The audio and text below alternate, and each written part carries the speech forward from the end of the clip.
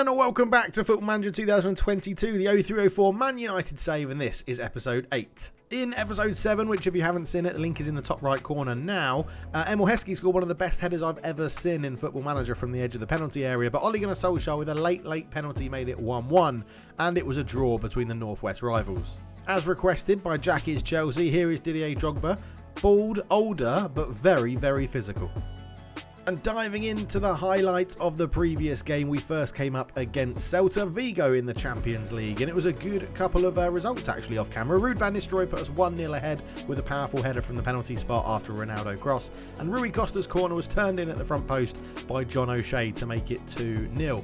Cavaleiro went long with a goal kick, which didn't work out for Celta Vigo either. Guti put a ball over the top. Van Nistelrooy just took it round the goalkeeper and made it 3-0, and that was that.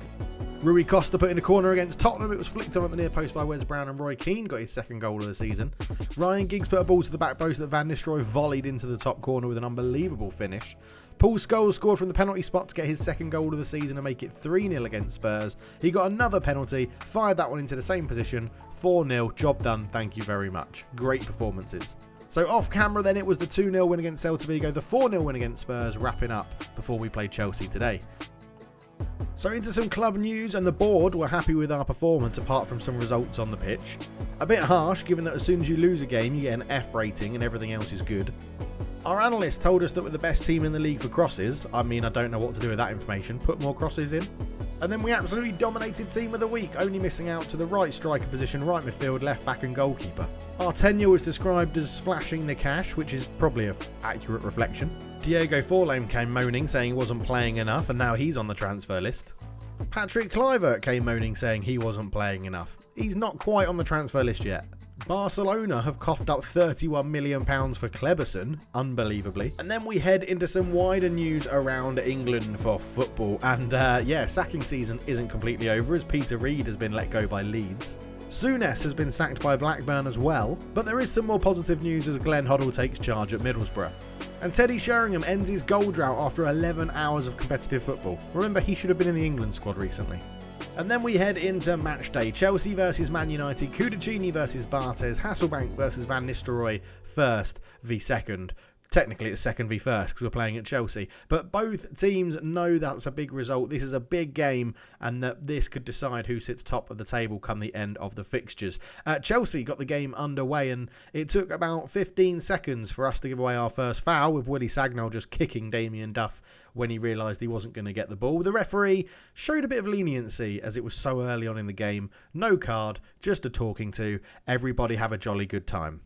Veron took a corner, swung that in, and it was headed away at the near post. Damien Duff picked up the loose ball, tried to keep this alive, getting down the left, looking to do whoever that is for absolute pace. Guti, in for pace. Swings it in. Jesper Grønkjær got above Mikel Silvestre and headed home. I didn't realise Jesper Grønkjær was so good in the air. A great header. Hasselbank lined up a free kick. Barthez just said thank you very much and plucked that one out of the sky. Silvestre took a throw to Butt, back to Hargreaves, onto Guti to the edge of the area. He took a shot. It was pretty poor. Giggs picked up the ball in the left midfield position, a long raking pass to the right. Solskjaer took his time, put a cross in. Van Nistelrooy's shot tucked into the bottom corner, 1-1. And that pass from Giggs was just so good we had to watch it again. A lovely first touch from Solskjaer. He put the ball in, first time finish from Ruud van Nistelrooy, 1-1, and straight away we show why we're the league leaders and not Chelsea. Kudicini went long with a goal kick. It was won in the air by Willie Sagnol. Solskjaer ran forward, gave it to Guti. Guti put a lovely ball through to Ryan Giggs, who shot straight at Kudicini. And the resultant corner was just cleared away because it was rubbish. Jesper Grønkjær again showing how good he is in the air. Ryan Giggs put in a free kick into Rio Ferdinand. That was headed over the bar from close range. And Emmanuel Petit, playing in a much deeper role, put a ball through to Hasselbank. He had a shot from distance. It was rubbish. Mikel Silvestre played the ball into Guti. Giggs ran forward with it into a lot of space. Kept on going. Got to a position where he could cross the ball. Did. It was a terrible cross with his weak foot. Solskjaer kept it alive into Guti, and it was well blocked. Veron put in a tackle out for a corner. Giggs put in the corner, and Rio Ferdinand headed straight at Carlo Kudicini again. And then Giggs picked up the ball on left, and there's a bit of a theme here with Ryan Giggs being involved in quite a lot of what we do. Guti got to the edge of the box, laid it off to Willie Sagnol. He went round his man, managed to put the cross in, and eventually Van Nistelrooy was beaten in the air. Joe Cole brought the ball away, and you could immediately see the threat on the back four. Hasselbank laid it up to Damien Duff. Damien Duff ran down the left-hand side, got to that position where he likes to, right by the byline, put a cross in, and yep, Jesper Grønkjær headed it home again. He really isn't that tall. I don't understand it. Mikel Silvestre put the ball out to Ryan Giggs again on the left-hand side. Silvestre laid it up to Guti, back to Giggs again, and we're keeping the ball nicely. Into Nicky Butt, who's getting a rare run out, but Hargreaves picks a lovely ball through to Giggs, who again shoots straight at Carlo Cudicini.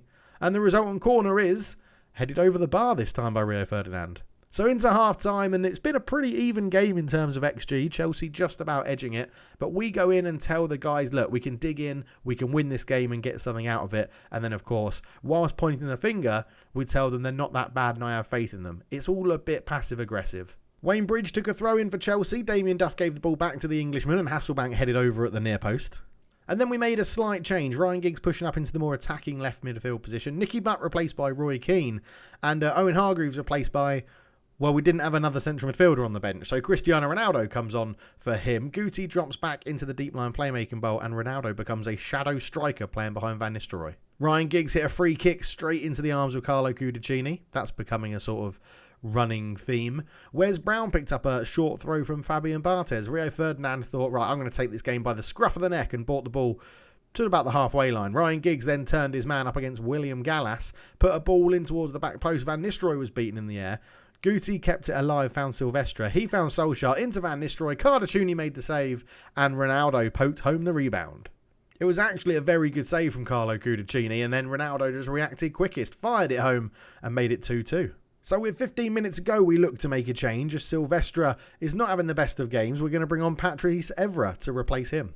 Ryan Giggs has another free kick from a similar position. This one forces a good save from Cudicini. He then takes the corner, which is fired into the near post, and Ferdinand heads it over the bar, although Cudicini made a good save. Ryan Giggs take another corner in towards that near post, and it's headed away, and then Ronaldo's lucky to escape a second yellow card pulling for on shirt. Ryan Giggs has a free kick on the edge of the box, which he curls just over the bar.